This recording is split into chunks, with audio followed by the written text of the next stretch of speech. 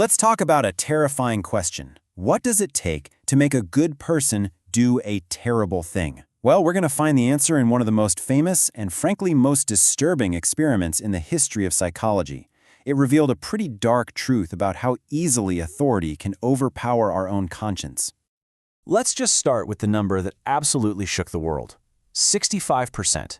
In Stanley Milgram's original experiment, 2/3 of ordinary people like you and me, were willing to deliver what they thought was a final, lethal 450-volt electric shock to a total stranger. It just sounds unbelievable, but it happened. But here's the thing. These people weren't sadists. They were in complete agony. They were showing what Milgram called striking reactions of emotional strain.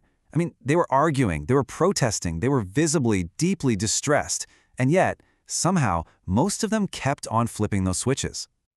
And that is the central mystery, isn't it? If these perfectly normal people were so conflicted, so torn up about what they were doing, what powerful psychological force was pushing them to keep going, to override their own sense of right and wrong? That is the exact question we are going to answer. To solve that mystery, we first have to understand exactly how this experiment was designed. So let's break down the setup.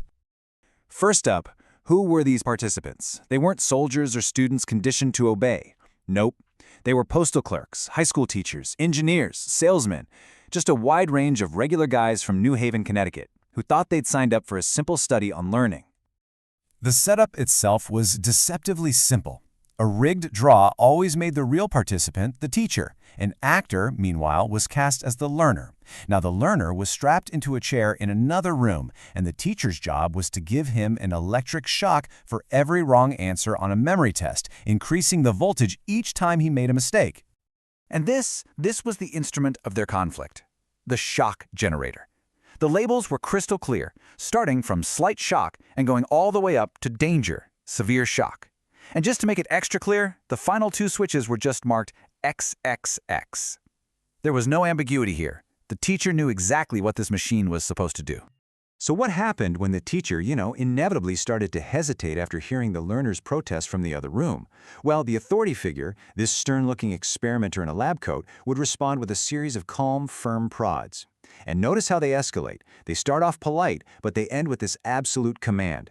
There's no threats, no yelling, just this steady, insistent pressure of authority. Now, before he revealed the results, Milgram asked a really crucial question to groups of experts and everyday people. What do you think is going to happen? How far do you think the teacher will go? And the experts? They were all in agreement. Psychiatrists from a top medical school predicted that basically no one would go all the way. They said only a tiny, sadistic fraction of the population, literally 1 in 1,000, would flip that last switch. College students, other adults, they all agreed. They truly believed that people's basic decency would make them defy the experimenter. And this just reveals the huge gap between who we think we are and who we actually are when the pressure is on. The experts predicted that less than 1% of people would be fully obedient. The reality? 65%. This shocking difference leads us right back to that big question: why? Milgram's explanation wasn't that these people were suddenly evil. No, he argued they had entered a specific psychological state he called the agentic state. So the core idea here is a kind of mental shift. A person stops seeing themselves as an independent person and instead becomes an agent for an outside authority. They're no longer the actor, they're just an instrument. And when that shift happens, that feeling of personal responsibility for their own actions, it just evaporates. And this wasn't just a theory he came up with. This is exactly what the participants said afterward. Over and over again, their defense was simple, and it's chillingly familiar. I was just doing what I was told. They basically handed over all responsibility to the experimenter. Now, this is so important. Morality doesn't just switch off. It gets rerouted. The person's main concern shifts from, is this wrong, to, am I doing a good job? Their whole definition of good becomes about carrying out their duty to the authority figure as well as they can. And this isn't just something that happens in a lab. Milgram was convinced he had tapped into the very psychological mechanism that allows ordinary, decent people to become part of something truly terrible. This is that famous idea of the banality of evil. After watching hundreds of regular people in his experiments, Milgram came to the conclusion that ordinary people, just doing their jobs and without any particular hostility on their part, can become agents in a terrible, destructive process. The words of one participant, a water inspector named Quascal Gino, are just chilling. When he reflected on the possibility that he had killed the learner, he said, "Suppose the man was dead. So he's dead. I did my job." See, the moral responsibility is completely gone, replaced by a simple evaluation of his own performance. Okay, I know this all sounds incredibly bleak, but there's a really hopeful side to Milgram's work too. See, he didn't just study obedience, he also studied defiance. And by changing up the variables in his experiment, he discovered exactly how to break the spell of authority.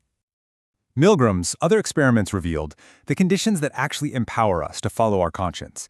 Think of these as the psychological guardrails that protect us from dangerous authority and help us take back our personal responsibility.